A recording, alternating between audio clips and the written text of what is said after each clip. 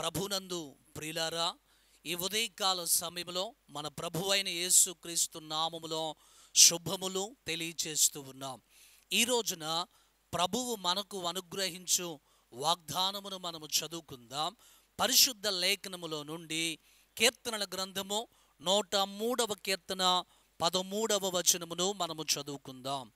తండ్రి తన కుమారుల ఎడల జాలిపడినట్లు యెహోవా తనయందు భయభక్తులు గలవారి ఎడల జాలిపడును. ఈ ఉదయకాల సమయంలో ప్రభు తన వాగ్దానము ద్వారా మనతో మాట్లాడుతూ ఉన్నా. ఒక తండ్రి తన కుమారుని ఎడల ఎలాగైతే జాలి పడతాడో, దేవుని యందు ఎవరైతే భయభక్తులు కలిగి ఉంటారో ఆయన వారి ఎడల జాలిపడును అని మాట్లాడుతూ ఉన్నా. తండ్రి తన కుమారుణ్ణి ప్రేమిస్తూ ఉంటాడు.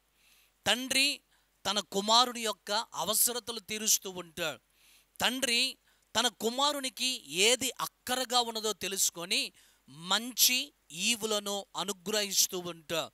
అలాగే తండ్రి తన కుమారుని ఎడల ఎలాగైతే జాలి పడుతూ తన కుమారునికి ఉన్నటువంటి అవసరతలన్నిటిని కూడా ఎలాగైతే తీరుస్తూ ఉంటాడో, మన పరమ తండ్రి అయినటువంటి దేవుడు ఆయన మనకున్నటువంటి అవసరతలన్నిటినీ కూడా గుర్తించి మన మీద జాలిపడి మనకు సహాయము చేసేటువంటి దేవుడై ఉన్నా.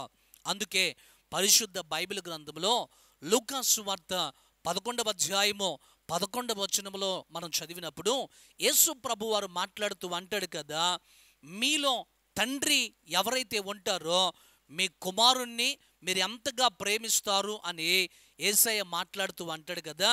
ఇదిగో మీ కుమారుడు తండ్రిని చేపను అడిగితే పామునిస్తారా? మీ కుమారుడు గుడ్డును అడిగితే పామునిస్తారా?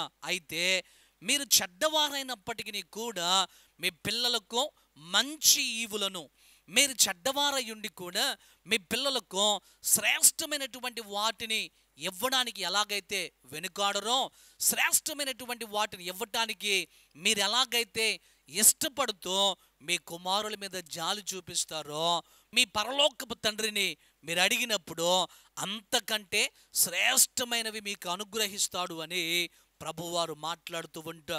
నిజమే కదా, కుమారుడు తండ్రిని ఏదైనా శ్రేష్టమైనది అడిగినప్పుడు నా కుమారుడు అని చెప్పి చాలా ప్రేమతో కొడుకు అడిగినవి ఇస్తూ ఉంటా. అయితే మన పరలోకపు తండ్రి అంతకంటే కూడా శ్రేష్టమైనటువంటి వాడు.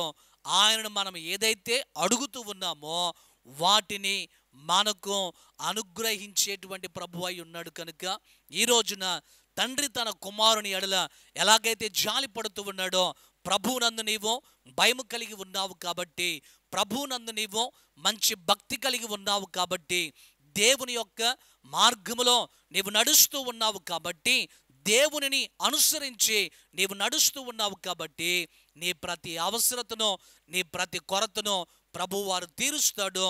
నీ మీద జాలిపడి ఈ దినమున ప్రభువారు శ్రేష్టమైనటువంటి ఈవులను ప్రభువు నీకు అనుగ్రహించునుగాక.